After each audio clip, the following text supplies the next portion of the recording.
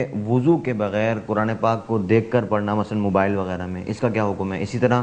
قرآن پاک کو چومنے کا کیا حکم ہے؟ کیا قرآن پاک کو چوما جا سکتا ہے؟ جی، ان کے سوال کے پہلے حصے کا جواب تو یہ ہے کہ موبائل وغیرہ پر بغیر وضو کے قرآن پاک پڑھنا وہ جائز ہے، اور اگر زمانی کوئی آدمی پڑھتا ہے بغیر وضو کے قرآن پاک کے کو ہاتھ لگائے بغیر، تو اس کی بھی اجازت ہے، بے وضو ہونے کی حالت میں قرآن پاک کی تلاوت کی جا سکتی ہے۔ اور جو موبائل کے اندر قرآن پاک ہوتا ہے، چونکہ وہ بھی اس میں بھی اسکرین کی رکاوٹ ہوتی ہے، وہ اس طرح ہے جیسے کہ قرآن پاک کو کسی حائل کے ساتھ ہاتھ لگانا ہے،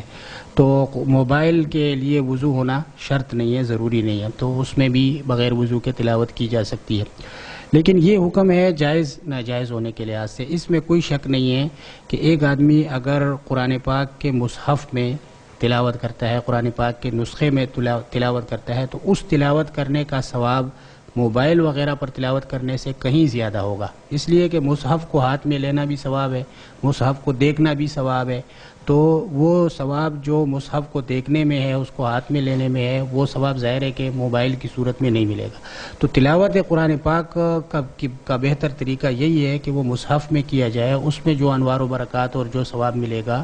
وہ موبائل سے تلاوت کرنے میں نہیں ملے گا۔ لیکن جہاں تک شرعی مسئلے کا تعلق ہے تو شرعی مسئلہ یہی ہے کہ موبائل سے اگر کوئی آدمی تلاوت کر رہا ہے تو اس کے لیے وضو ہونا کوئی ضروری نہیں ہے، وضو کے بغیر بھی تلاوت کر سکتا ہے۔ پھر یہ بھی قابل وضاحت بات ہے کہ وضو کی حالت میں قرآن پاک کی تلاوت کے جو انوار و برکات حاصل ہوں گے تو وہ بغیر وضو کی تلاوت میں حاصل نہیں ہوں گے، تو اس لیے بھی بہتر طریقہ یہ بھی ہے کہ باوضو ہونے کی حالت میں تلاوت کی جائے۔